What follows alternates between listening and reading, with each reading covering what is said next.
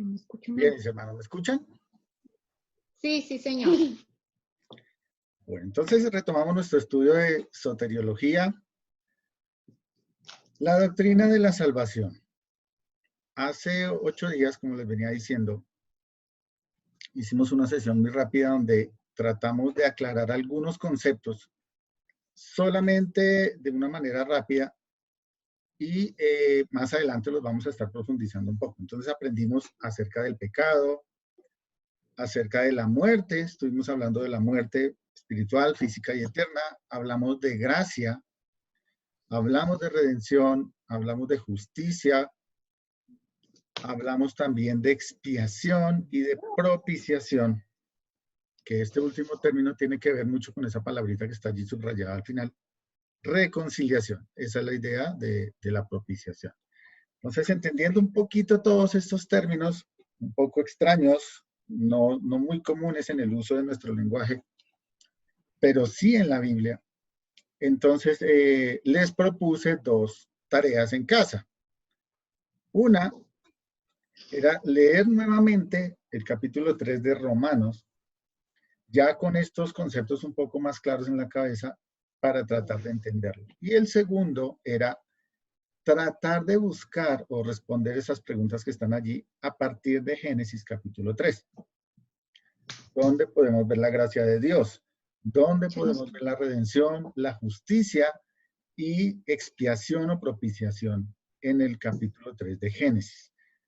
Entonces, ¿alguien encontró algo? ¿Lo vieron? ¿Lo leyeron? Sí, señor. ¿Cómo les fue? No sé si me quedó bien, pero sí le hicimos. Vamos todos entonces a Génesis capítulo 3. Bueno, mi hermana Milvia, ¿cómo les fue? Más o menos. ¿Qué encontraron?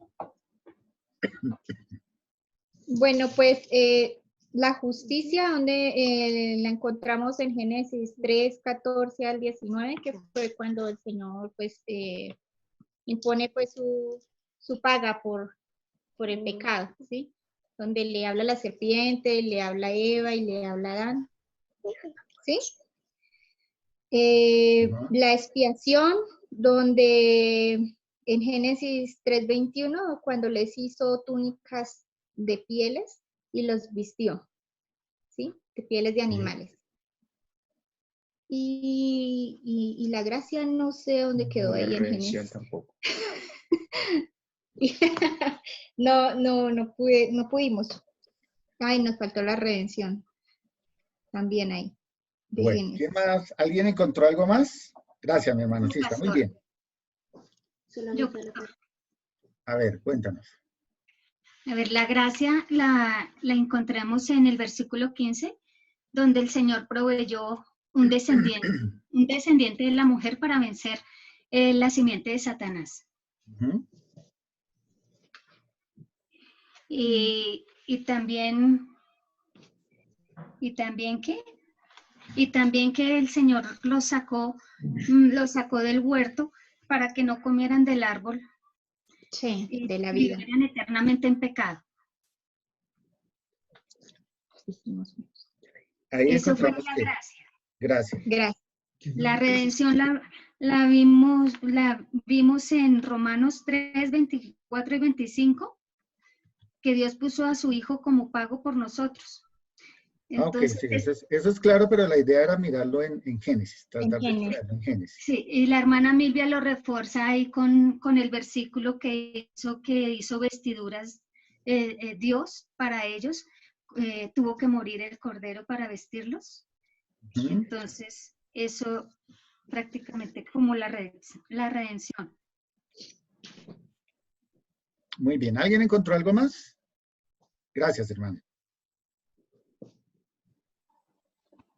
¿No? Silencio sepulcral. Bueno, ya estuvimos viendo acerca del pecado de Adán, vimos la situación en Edén, vimos consecuencias del pecado, ¿cierto? Y ahora lo que estamos tratando de entender es algunas palabras que tienen que ver con esta doctrina de redención o de salvación, mejor. Pero hay algo importante antes de empezar a estudiar como tal la salvación y el plan de salvación. Y es que debemos entender el concepto de la vida eterna y como seres humanos debemos entender y aceptar lo que las escrituras nos dicen. ¿Por qué? Porque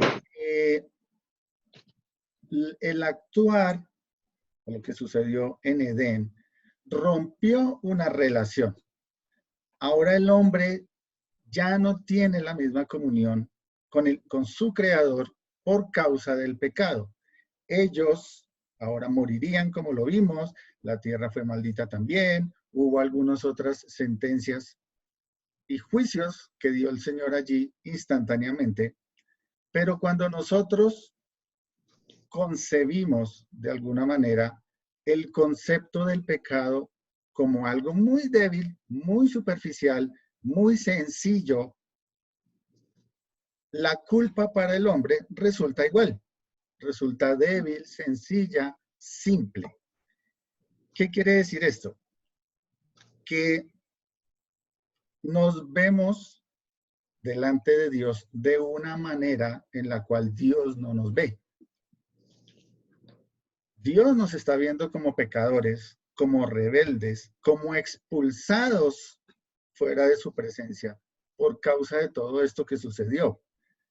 Pero cuando nosotros vemos el pecado como algo muy sencillo, algo que podemos controlar, algo de lo cual tenemos control, la idea de que nosotros podemos hacer algo por eso, así sea pequeñito, nos da nos pone en la mente esa idea de que nosotros podemos hacer algún esfuerzo y salvarnos por medio de esos esfuerzos.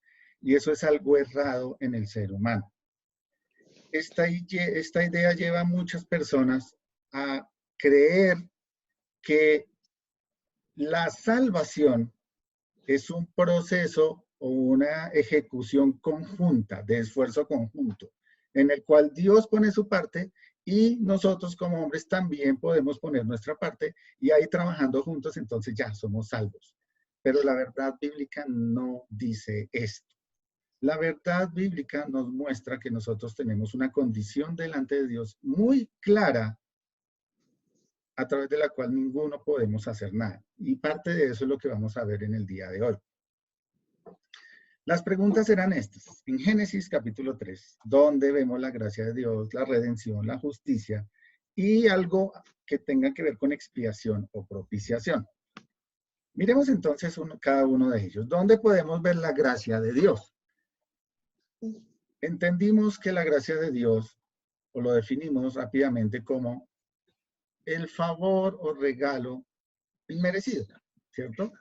Un regalo de Dios que no merecemos. Dios, en todo el Génesis capítulo 3, demuestra su gracia en cada uno de estos aspectos de las preguntas que les mostré. En la justicia, en la propiciación, todos estos es gracia de Dios. Y la primera manifestación que podemos ver está en Génesis capítulo 3, versículo 9. Génesis capítulo 3, versículo 9. ¿Qué sucedió allí? Claro. Mas Jehová Dios llamó al hombre y le dijo, ¿dónde estás tú? Muy bien, gracias. Desde el principio de la humanidad podemos entender dos cosas. Primero, solamente con este versículo debemos entender dos cosas. Y con lo que vimos en el resto del pasaje de Génesis 3. Lo primero que entendemos es que ninguna redención ha sido provista para ningún otro ser creado por Dios, excepto para el hombre.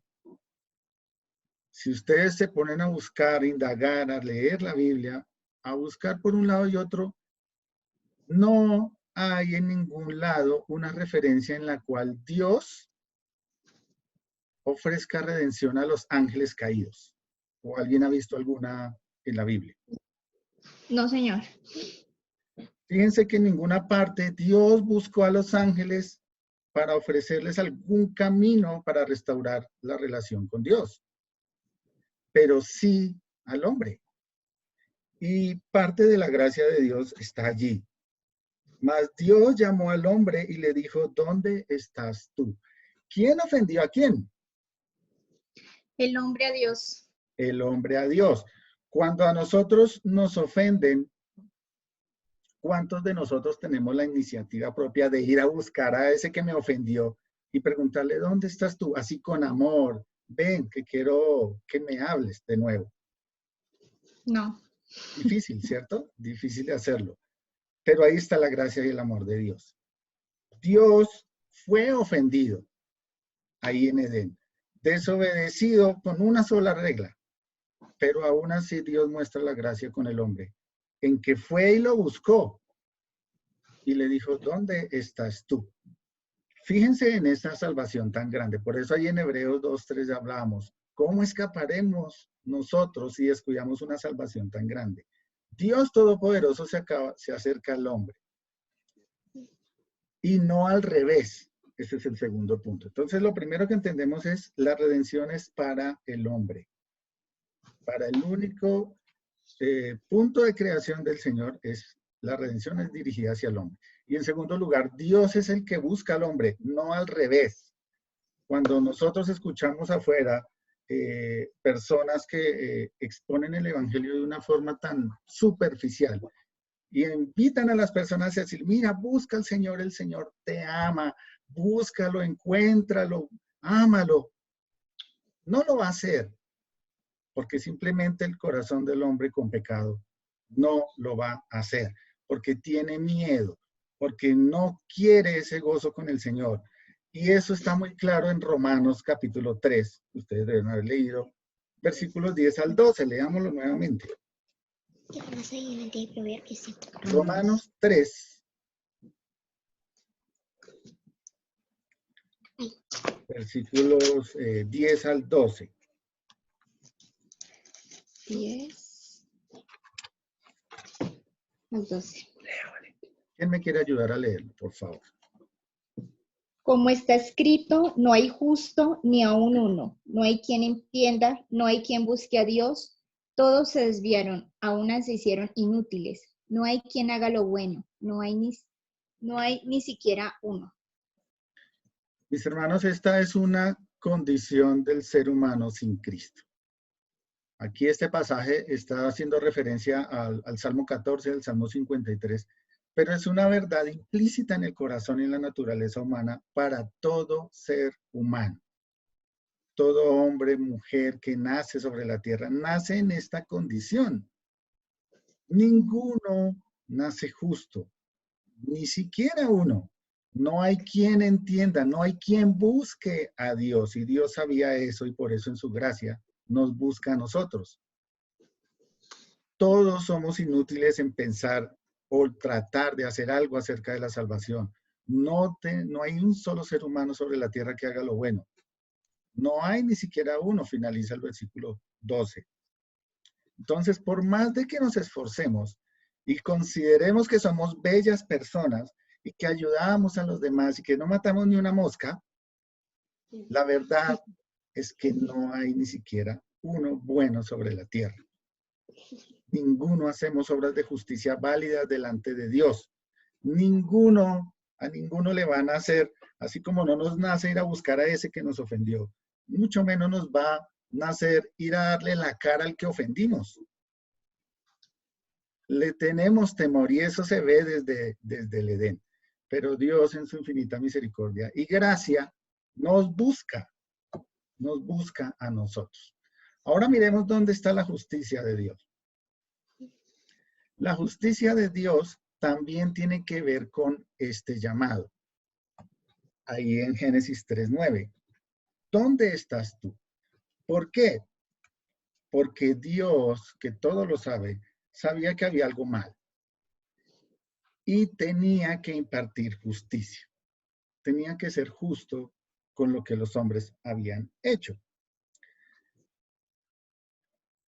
es interesante que el juez justo llama a Adán y Adán, en su esfuerzo de agradarle, ¿qué fue lo que hizo? Eso lo podemos ver ahí en Génesis 3, antecitos en el versículo 7.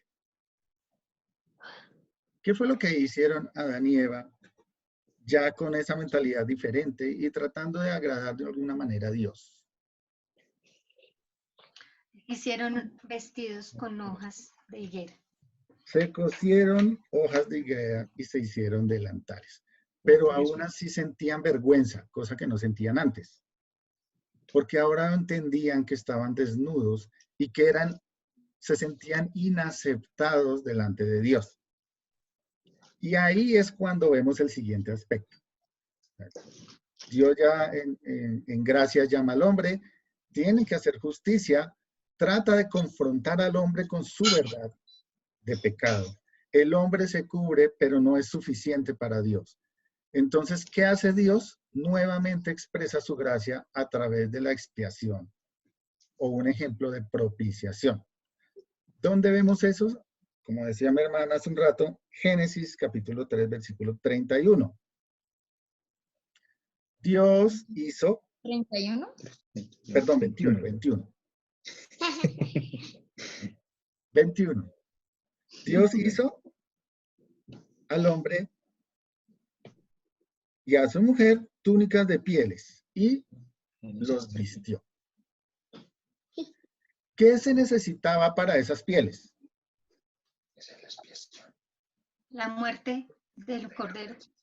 La muerte de un ser inocente que no tenía nada que ver con lo que hicieron ellos en Edén, ¿cierto? Cuando nosotros estudiamos la Biblia podemos entender que en este momento los seres humanos no comían animales, no mataban a otros animales para comer.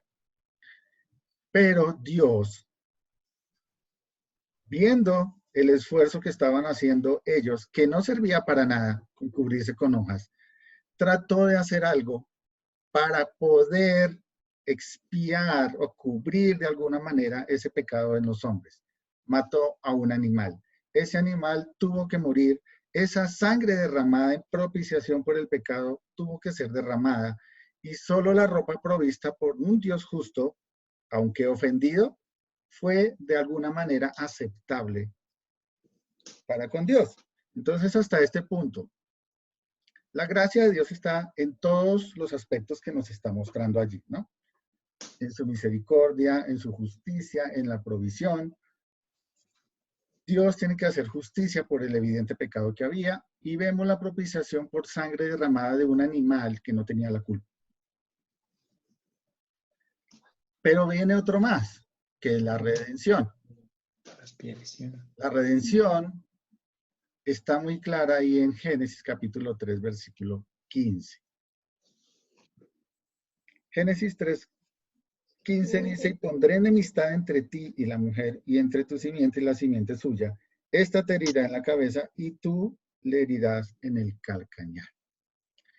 Fíjense que la sentencia de Dios, la obra de redención que nos muestra, o nos tipifica todo lo que estamos viendo en Génesis, todo esto nos da a entender eso que les decía desde un comienzo, de que cualquier esfuerzo, cualquier labor, cualquier obra que pretendía hacer el hombre no era suficiente y era totalmente inútil para poder restaurar esa relación con Dios.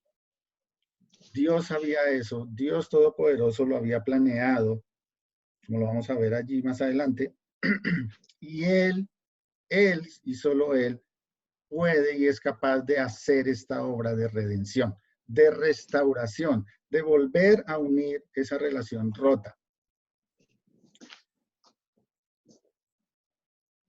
Esto es precisamente parte de lo que estamos, o bueno, el mundo y muchas personas han celebrado y recordado durante toda esta semana.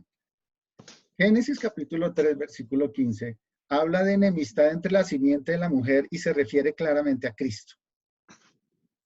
Y la simiente de la serpiente, es decir, Satanás. En el Calvario, o mejor, desde ese momento, la sentencia de Dios es, la simiente del hombre va a pisar la cabeza de Satanás. Pero Satanás siempre ha procurado lo contrario, siempre ha procurado, ¿sí?, pisotear la simiente prometida de Dios. Y en teoría, de alguna manera, lo logró, para que me entiendan, en el Calvario. A medida que vemos toda la historia en la Biblia, Satanás procuraba eso, la simiente, atacar la simiente, lograr que no sirviera el plan de Dios.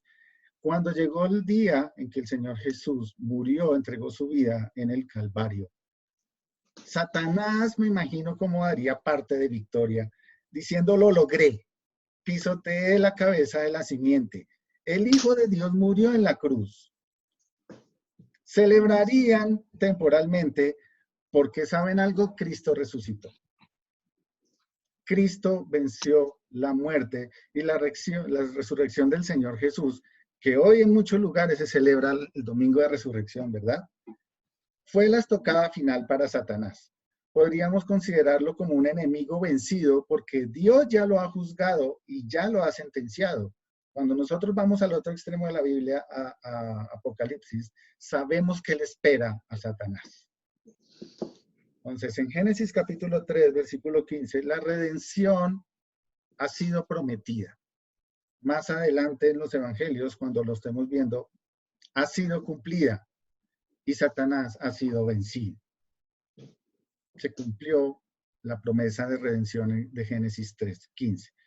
Entonces, de esta manera en Génesis podemos ver gracia, podemos ver justicia, podemos ver propiciación, podemos ver la promesa de un redentor. ¿Vamos bien hasta ahí? ¿Hay alguna pregunta hasta ahí? No, señor. Bueno. Yo sí les tengo dos preguntas más. Creo que ya la habíamos visto. ¿Hay alguna relación entre Adán y el resto de la humanidad? ¿Afectó al resto de la humanidad el pecado de Adán? Sí. ¿De qué manera lo afectaría? Por el pecado por Adán entró el pecado a la humanidad. ¿Y qué pasa con eso? Por cuanto Todos somos pecadores. Ajá. Venimos ya marcados. Una herencia de pecado. Bien, ¿dónde está eso en la Biblia? En Romanos. Romanos 6, creo. Sí, ¿Romanos qué? 6, creo. ¿Sí? Romanos 5:12. Miremos Romanos 5:12.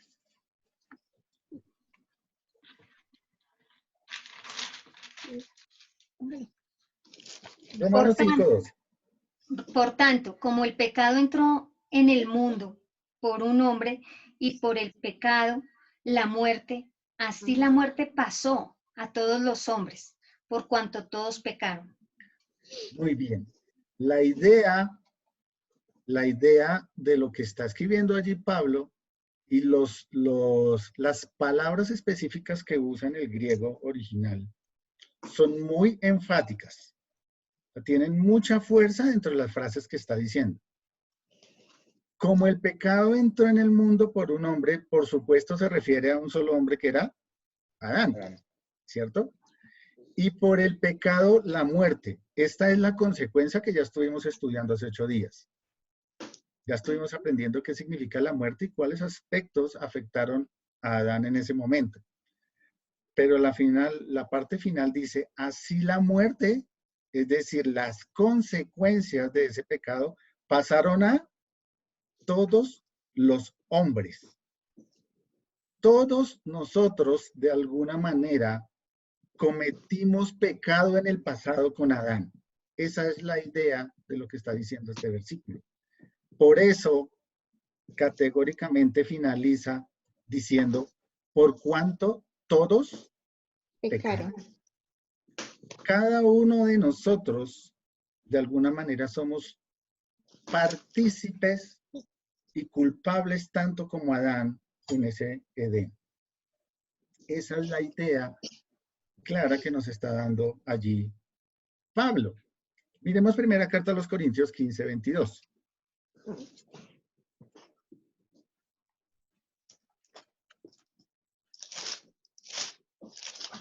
ingeniero.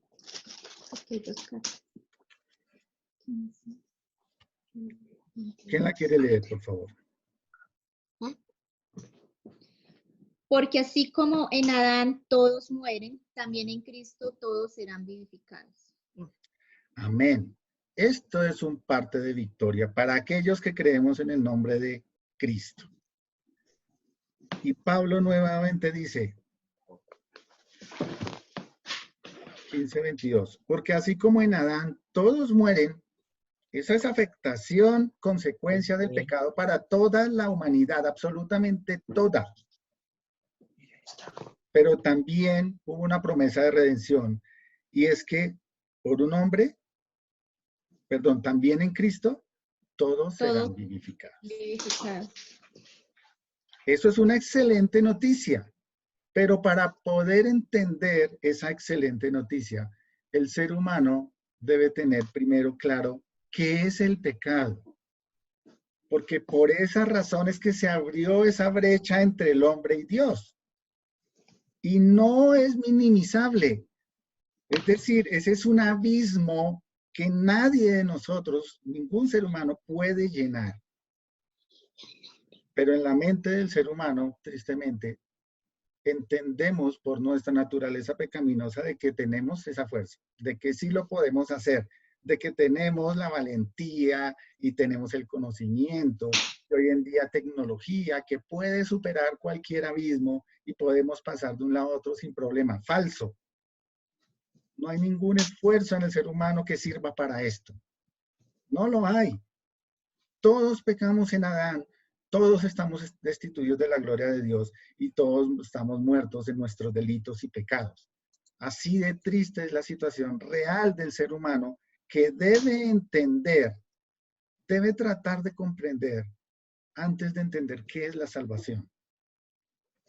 Minimizar el pecado es grave. Por eso cuando nosotros procuremos exponer el evangelio, lo primero que tenemos que hacerle entender a la persona es su estado de pecado. Dios nos aborrece por ese mismo estado. ¿Cuál es el concepto propio del hombre? Cuando nosotros estamos compartiendo algo así. Un claro ejemplo lo encontramos en Lucas capítulo 18. Lucas capítulo 18. ¿Cuál es el concepto del hombre sobre sí mismo frente al pecado y la situación delante de Dios? ¿Recuerdan esta parábola del fariseo y el publicano que el Señor Jesús está mostrando? Y ahí en Lucas capítulo 18, versículo, bueno, voy a leer desde el 9. Lucas capítulo ¿qué? Estoy en Lucas 18. 18:9 dice, a unos que confiaban en sí mismos como justos, ¿les suena eso? ¿Será que los seres humanos confían en sí mismos como justos? Sí. Y menospreciaban a los otros, dijo también esta parábola. Versículo 10. Dos hombres subieron al templo a orar. Uno era fariseo y el otro publicano. El fariseo, puesto en pie, oraba consigo mismo de esta manera.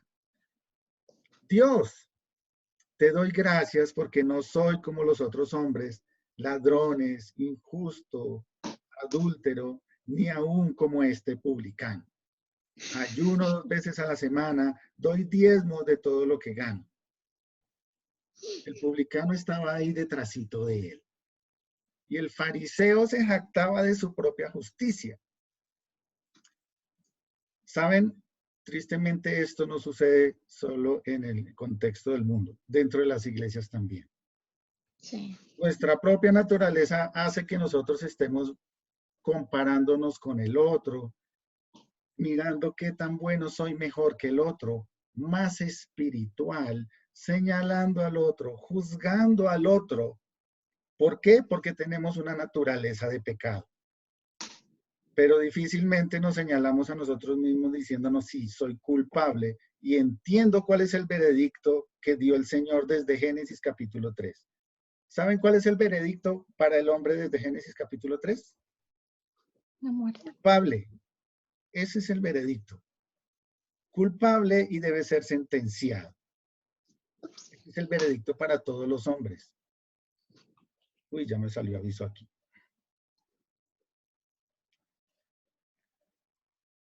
Nosotros, cada vez que nos justificamos con otras personas en comparación, es como si nos cosiéramos unos vestidos de higuera. No sirve para nada. Por estos días he visto tristemente cómo muchas personas se esfuerzan. Bueno, digo tristemente por su propia concepción, ¿no? Se esfuerzan en apoyar a otras personas que están en necesidad. Entonces, esas personas que nunca hacen nada en todo el año, en este momento son los más buenos y bondadosos dadores para mercados de los necesitados y demás, ¿cierto? Pero simplemente están llenando su ego y tratando de verse mejor que mi amigo, mi compañero, mi jefe o el que sea, pero en realidad su estado de pecado sigue igual. Es inútil la obra que está haciendo y no sirve nada para recuperar esa relación rota delante de Dios. Bueno, iba a ser un ejercicio, pero ya no alcanzamos. Si el Señor lo permite, la semana entrante vamos a hacer este ejercicio. Todos estos versículos que están allí, si quieren los pueden anotar o tomar un pantallazo ahí en su computadora. Vamos, cada uno de ustedes, la idea es que tome 2 de estos versículos, 2 nomás. Los que quieran de estos 14 que hay ahí.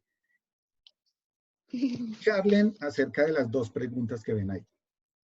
Tomen 2 pasajes nomás de los que ven ahí y contesten estas preguntas. ¿A qué conclusión debe llegar una persona si acepta esta descripción? ¿Por qué rechazan algunos esta descripción? Esa es la tarea de pronto que podemos hacer en familia durante esta semana. Y si el Señor lo permite, dentro de 8 días lo vamos a estar mirando. ¿Alguna duda hasta ahí, mis hermanos? No, señor. Todo bien. ¿Todo bien? ¿Ha estado claro hasta aquí? Porque ahorita sí vamos a empezar con lo más duro, que es el plan de salvación. Entonces, ¿hasta ahí vamos bien? Sí, señor. Sí, señor. Listo, mis amados hermanos. Entonces vamos a parar ahí un ratico, unos 10 minuticos, y ya regresamos para nuestro servicio de culto dominical. Muchas gracias, hermanos. Dios les bendiga.